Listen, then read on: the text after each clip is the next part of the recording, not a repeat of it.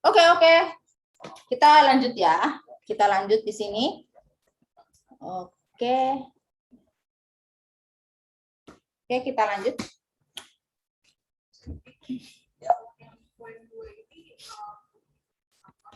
Jadi kalau untuk support count, konsepnya adalah seperti ini. Jadi misalnya saya mau mencari bread diaper milk, dari data transaksi ini ada munculnya berapa kali. Nah, 1 menyatakan ada, 0 menyatakan tidak ada. Jadi itu berapa tuh? Itu berarti yang 1 ada di number 4 dan 5. Ya kan? 4 dan 5. Ini kamera saya nggak hidup dari tadi ternyata. Oke. Ada di 4 dan 5. Oke? Berarti dia bilang di situ support count-nya ada sebanyak 2. Gitu. Nah, kalau saya bertanya, kalau dia support count dari bir, ada berapa? Ada berapa? 3 bukan, Bu? 3. Kalau saya tanya,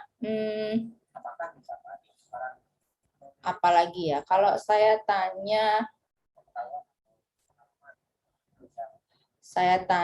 diaper bir, diaper bir ada berapa? 3 juga ya, Bu? 3 juga, oke. Kalau kita pengen tahu milk beer,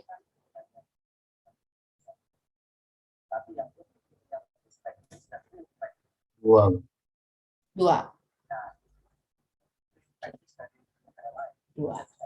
Gitu ya, bisa. Oke, jadi itu adalah dasar dari support count. Makanya dia tulis di sini adalah support count dari suatu data X, ya, satu dataset X, yaitu bagaimana kita akan menghitung berapa banyak nilai transaksi dari dataset X. Ini misalnya datanya adalah bread diapers milk. Dari apa? Berdasarkan apa? Berdasarkan data yang diberikan untuk nilai yang diberikan dari dataset T yang kita punya di sini. Jadi gitu. Nah, untuk perhitungannya, untuk mendapatkan rules-nya, makanya kita akan melihat apa itu support dan juga nilai confidence. Support itu menyatakan ini, ya, menyatakan tadi udah kita sebut-sebut adalah apa tadi? Nilai penunjang, ya. Ini adalah kita sebut sebagai nilai penunjang.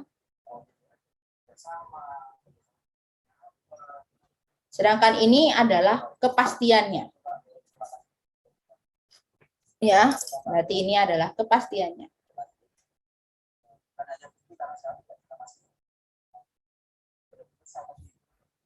Oke, nilai kepastiannya. Nah, untuk perumusannya, supportnya adalah X union Y dibagi dengan banyaknya data N. Ini berapa banyaknya data kalian ya. Berapa banyaknya data kalian. Sedangkan confidence-nya adalah confidence dari transaksi itu adalah berapa support dari X dan Y dibagi dengan data yang ada di X. Ya, data yang muncul dari X.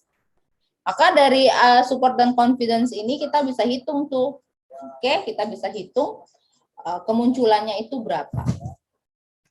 Oke, kalau ini berarti apa nih? Datanya ada N-nya sama dengan 5, ya kan? Ini N. Sedangkan kalau kita mau tanya berapa banyak support dari AB, berarti AB-nya ada di 1, 2 aja. Berarti 2/5, berarti besarnya adalah 40%. Sedangkan kalau BC ada di 1, 2, 3. Berarti munculnya ada sebanyak 3/N. Maka nilainya adalah 60%. Sedangkan kalau ABC ada ABC, sini ada 1 aja, yang lain nggak ada. Berarti ini 1/5. Maka hasilnya adalah 20%.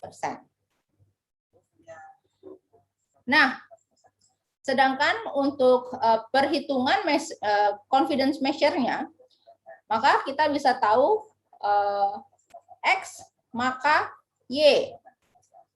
Maka kita bisa hitung adalah kemunculan dari Y dibagi kemunculan dari X. Maka ini kita bisa hitung kalau confidence A maka B, A maka B, B-nya A-nya itu berapa? A-nya ada 1, 2, 3. Ya, AB muncul berapa kali? Ada 1, 2. Maka ini adalah nilainya adalah 2/3. Ingat tadi rumusnya adalah support dari X union Y dibagi nilai X.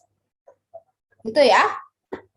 Sedangkan kalau dia B dan C itu ada berapa? Di sini ada 1, 2, 3. 3.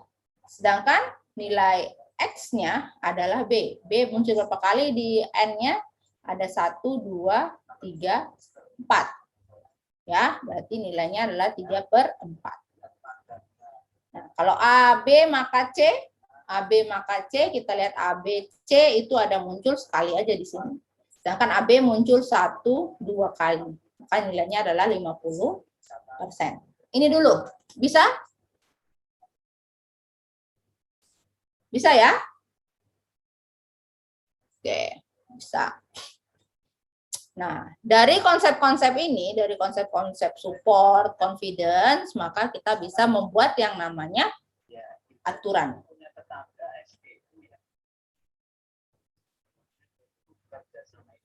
Oke. Dia nilainya adalah begini. Body, maka head, nilainya ada support dan confidence. Ya. Jadi misalnya orang membeli diaper, X ini diaper, maka dia juga beli bir, maka untuk supportnya adalah sebesar 30% dan confidence-nya 60%. Berarti apa? Berartinya kalau bisa dibilang ceritanya adalah begini. Ya. Nah, kalau supportnya 13,5 dengan confidence-nya 70%, berarti kalau ada konsumen yang membeli baju, 70% kasusnya atau 70% dari confidence-nya, dia juga akan membeli dasi. Ini kemungkinan terjadi dari 13,5% dari keseluruhan pembelian yang ada di supermarket tersebut. Berarti kalau seseorang dia itu beli bir, ya kan, 60% dia pasti akan membeli diaper. Nah, ini terjadi 30% dari keseluruhan kejadian yang ada atau dari semesta kejadian. Itu ya? Bisa? Aduh, apa lagi?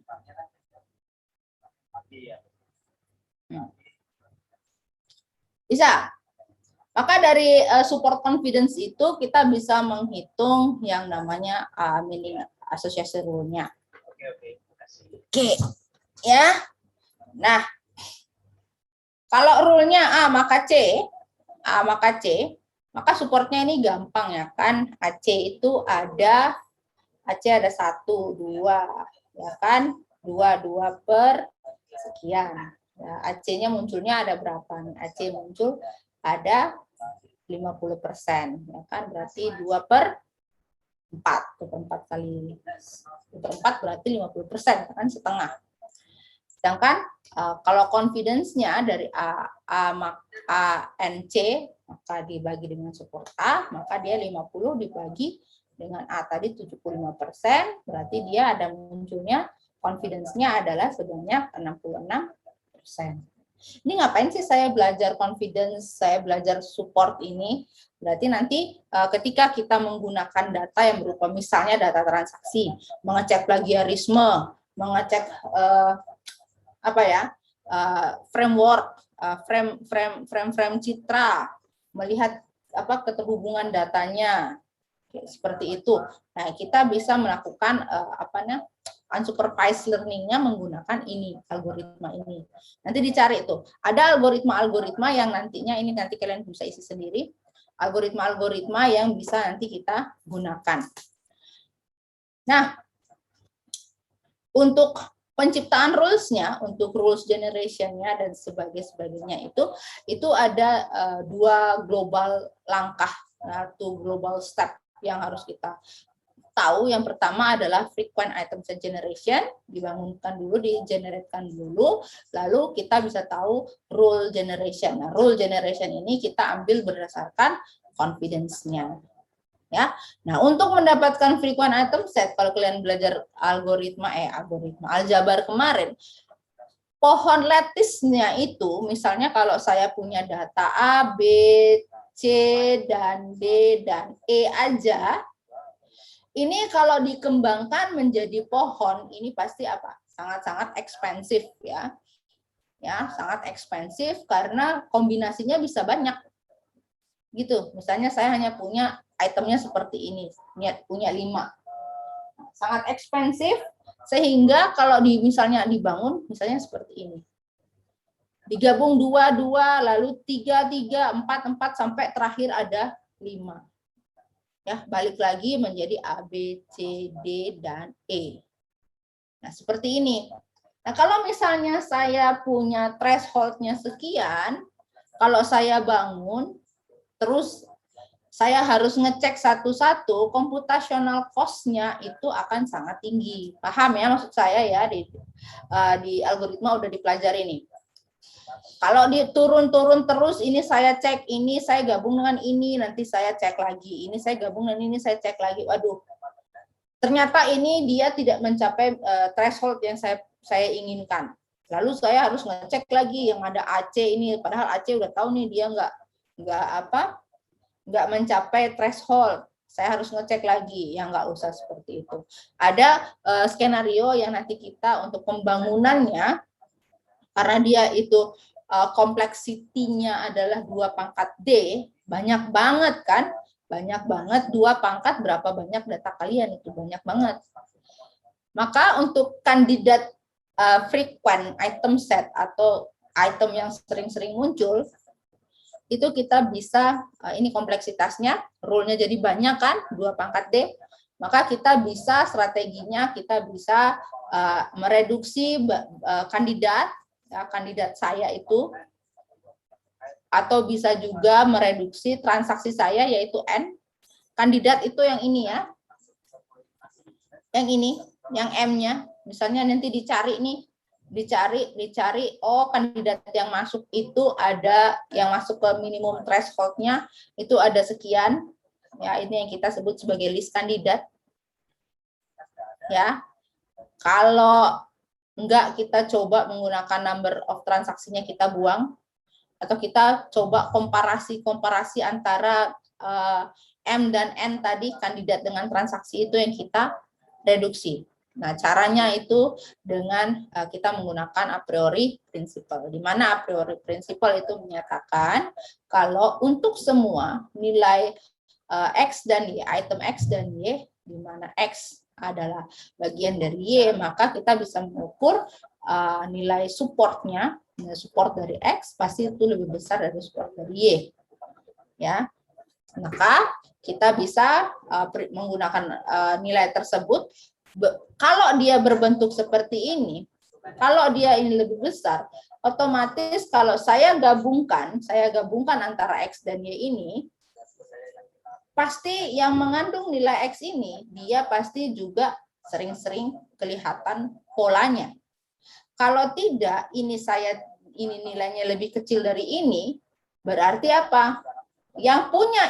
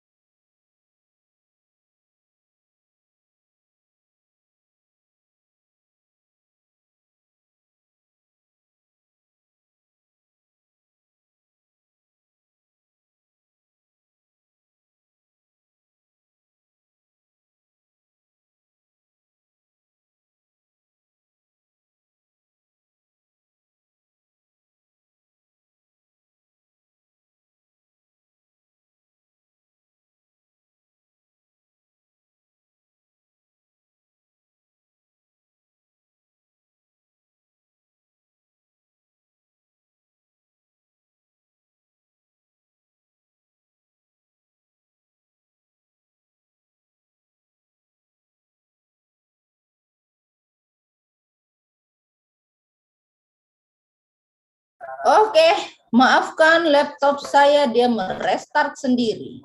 Tadi saya ngomong sampai mana ya? Mau sampai mana saya? Kan saya lupa. Sampai mana lagi saya ngobrol-ngobrol gitu. Aduh, kan saya lupa. Oh, sampai ini kandidat. Oke, pasti udah senang nih. Hore, Bu Fasti nggak ada lagi. Kelar kita kelas. Dikit lagi ya.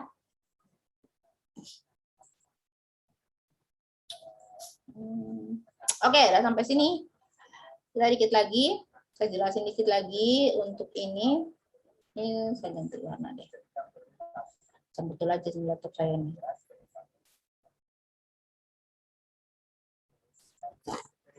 Saya belum di assign. Pas ya. Dong.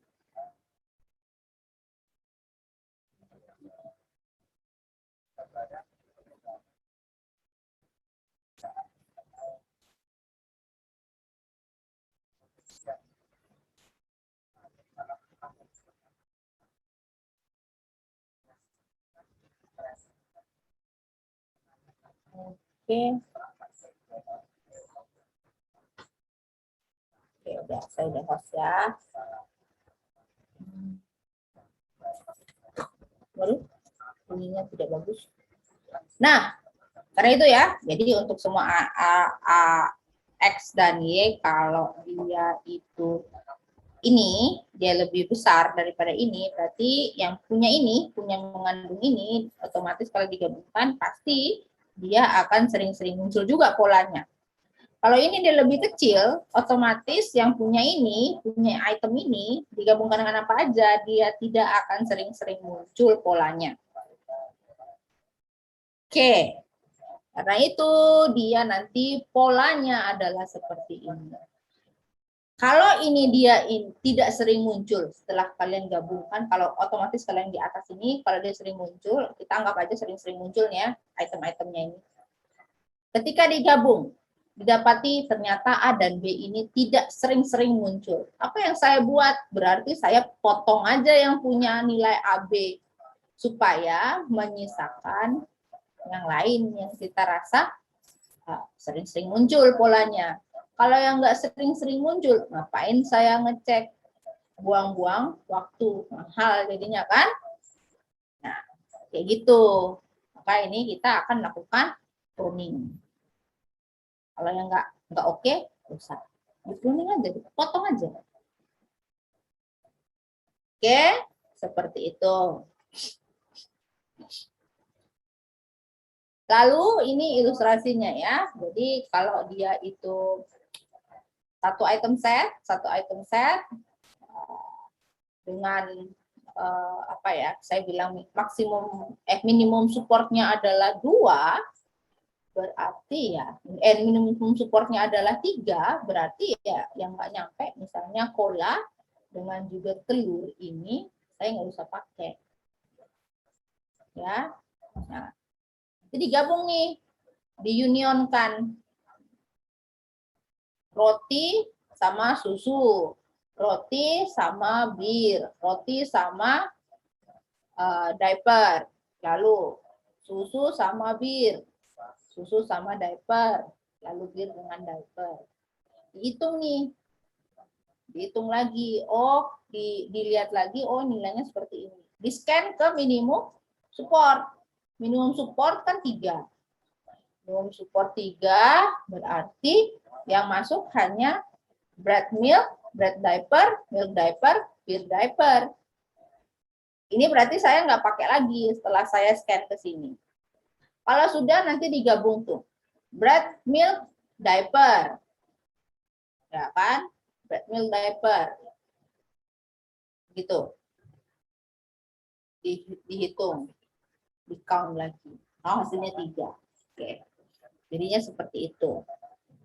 Jadi if every subset is considered, yang yang bisa kita pakai kandidat item set apa yang kita bisa pakai, yaitu hanya C1. Kandidat item setnya adalah sebanyak 1, sebanyak 2 yang bisa digabungkan, dan sebanyak 3 dengan nilainya ada 41 transaksi yang bisa kita gunakan. Support based pruningnya ada berapa banyak? Ada sebanyak ada 3 belas. Hitunglah sendiri ya. Nah, algoritma yang digunakan menggunakan konsep tersebut ya kita sebut sebagai algoritma a priori. Algoritmanya sangat sederhana. Ceritanya hanya begini. Yang pertama, kita akan menginisialisasi dulu. Kita buat dulu parameter yang namanya kandidat item set dengan frequent item set. Oke. Di mana untuk yang pertama, large item set 1 ya, atau yang kita sebut sebagai frequent item ini, kita cari dulu apakah dia itu mencapai frequent atau tidak. Dia akan menggabungkan, ya, dia akan mencari nilai-nilai per setiap itemnya. Misalnya tadi A itu muncul berapa kali, B muncul berapa kali, C muncul berapa kali. Nah, kalau dia itu sudah dihitung, itu yang kita sebut sebagai kandidat item set. Kalau perulangannya ini sudah dilakukan, yang ini for ini sudah dilakukan, udah dapat nih kan, CK-nya ini sudah dapat, dia akan mengulang lagi, ditambahkan lagi K-nya itu sebanyak 1. Berarti yang digabungkan menjadi 2. Ya, menjadi 2 item set ini. Jadi 2 item set seperti ini. Dari 1 dia jadi 2. Oke. Nah, kalau satunya udah habis seperti ini, dia akan L-nya 1 berarti udah di scan tuh A, B, C misalnya seperti itu di scan. Misal kalau sudah di scan dia akan mengecek kemana? Ke minimum supportnya, thresholdnya berdasarkan apa? Count support functionnya itu. Kalau udah dicek dan ternyata dia itu masuk ke minimum support, berarti dia akan diteruskan ke plus 1. Kandidat item set plus 1. Gitu ya. Nah, ini dimulai, nggak boleh kosong ya. Nilai K-nya itu nggak boleh kosong. Oke. Di increment 1. Nah, kalau sudah misalnya 1 udah, berarti dia akan return LK-nya ditambahkan 1. Nanti di join. Kalau misalnya sudah ada A, B, C, berarti dia akan join tuh A dan B dan C. Gitu. Ya. Seperti itu. Sederhana. Apa yang menjadi kekurangan dari a priori? Ya, dia yang pertama kita akan membangkitkan banyak sekali kandidat item set. Yang kedua, kita akan lakukan scan dataset itu lebih dari sekali. Karena scan datasetnya setiap perpindahan LK itu dia akan menjadi CK plus 1, dia scan lagi datasetnya. Gimana supaya saya bisa meredus itu? Nah, algoritma yang kita gunakan di sini kita menggunakan frequent pattern growth method atau kita biasa sebut sebagai algoritma FP growth. FP growth kita menggunakan konsep tree. Ya, konsep tree, jadi dia ya divide and conquer untuk teknik ini, jadi rekursif ya. Nanti item set yang sering-sering muncul itu dengan sekali scan dia akan bisa mendapatkan datasetnya yang kamu gunakan yang hanya ini, nggak usah kamu gunakan yang lain-lain lagi. Oke, mungkin FP growth kerjaannya hanya seperti ini. Yang pertama kita scan aja sekali datasetnya. Kita scan sekali, lalu kita akan bikin yang namanya FP3. FP3 kalau sudah dia akan secara rekursif dia akan membaca, nanti dia bangun yang namanya tree yang contain berdasarkan support count-nya. Kalau sudah dia akan kita bikin namanya generate nilai betanya, trace betanya. Kalau sudah kita bikin yang namanya conditional FP3. Kira-kira algoritmanya sesederhana demikian. Oke, mungkin ini sedikit tentang a priori dan juga epigrowth. Kalau di sini kita lihat nilai perbandingannya dari buku yang ada di buku di bukunya Kumar yang saya ambil, ini kalau untuk a priori runtime-nya sedemikian. Meskipun kalau support threshold-nya semakin lama, dia semakin besar, ya kombinasi support threshold-nya itu semakin besar, maka dia sama-sama aja tuh semakin mirip. Tetapi kalau untuk support threshold-nya yang kalian setting itu semakin kecil, otomatis nilainya itu runtime-nya lebih cepat yang satu, seperti itu. Oke.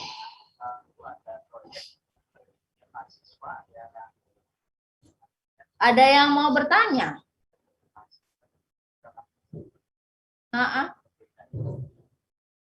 Ada yang mau bertanya? Aman lah ya? Aman. Oke. Nanti ini kalian coba-coba sendiri. Kalau saya punya minimum supportnya 2 dengan minimum confidence-nya 60%, itu gimana caranya? Oke, karena saya juga mau ada. Oh, apa nih? Control related to asing. Saya mau ada meeting lanjutan. Mungkin dari tadi berisik ya. Saya sementara meeting juga. Oke, kita nggak usah panjang-panjang.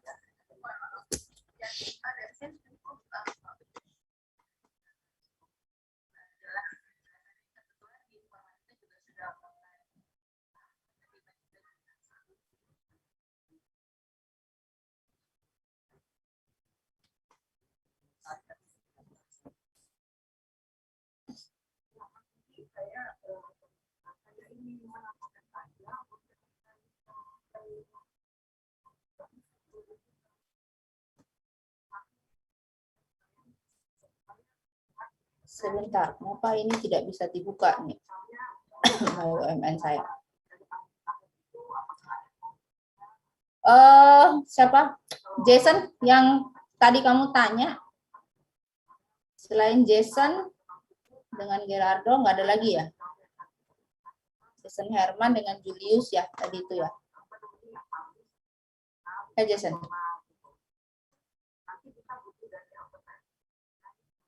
Jason nggak ada jawabannya. Saya, Bu. Itu aja ya, 2 aja ya.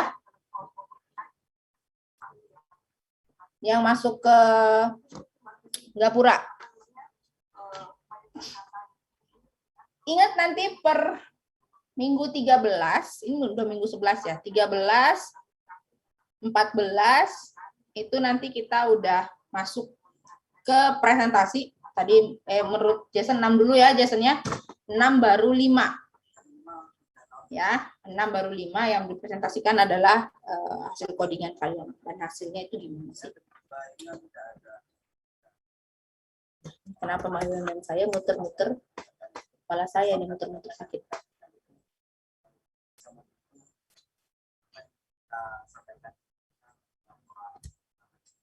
Ada kalian yang menggunakan algoritma ini? Saya harap ada ya, karena dia tidak terlalu susah untuk diterapkan.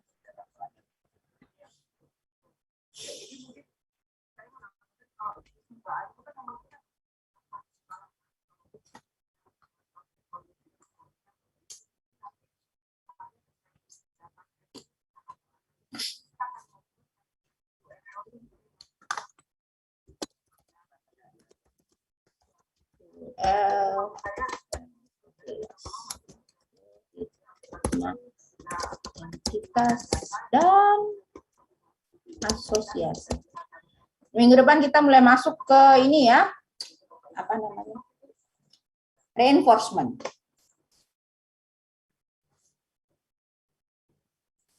Kita mulai masuk ke reinforcement. Presentasi ya, kumpul lah. Bentar. Oke, dah. Kelompok lah, kan kalian kerjanya kelompok.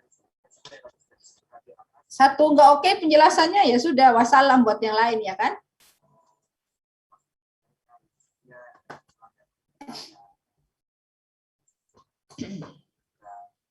Oke, Jason, silahkan.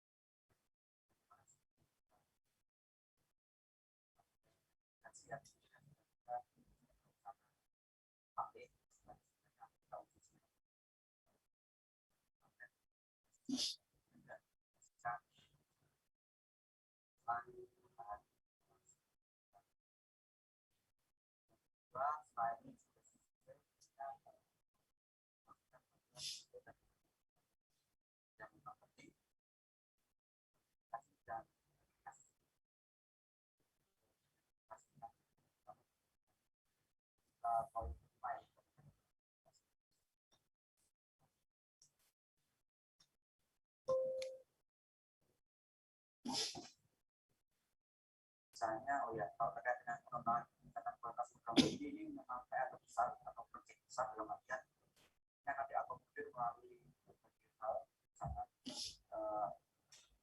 ya jelas audit akan terjadikan, akan dikembangkan Udah ya, Jason? Udah, Bu. Oke. Untuk 13 dan 14 nanti kita akan mengikuti urutan ya. Kita akan mengikuti urutan. Entah nanti saya suruh siapa duluan itu ya terserah saya. Berarti 6 dulu baru 5 ya. Entah mungkin saya suruh kelompok 1 dulu atau saya minta 5 dulu ya. Intinya dipersiapkan, yang kedua baru 5 kelompok ya. Nanti saya akan kasih di e-learning. Ya. Untuk penilaian soal-soal penilaian yang untuk ini ya. Praktikum. Oke, minggu depan kita akan cerita tentang reinforcement sebelum kita masuk ke evaluasi model. Saya harapkan nanti diperhatikan dengan baik untuk evaluasi model sehingga caranya seperti itu. Dan ketika dilaporkan itu tidak salah. Oke. Kira-kira seperti itu dari saya. Ada yang mau bertanya? Nggak ada lagi? Oke, nggak ada lagi? Oke, kalau gitu kita akan bertemu di hari Kamis depan ya. Kamis besok. Oke, demikian. Terima kasih. Selamat sore semuanya.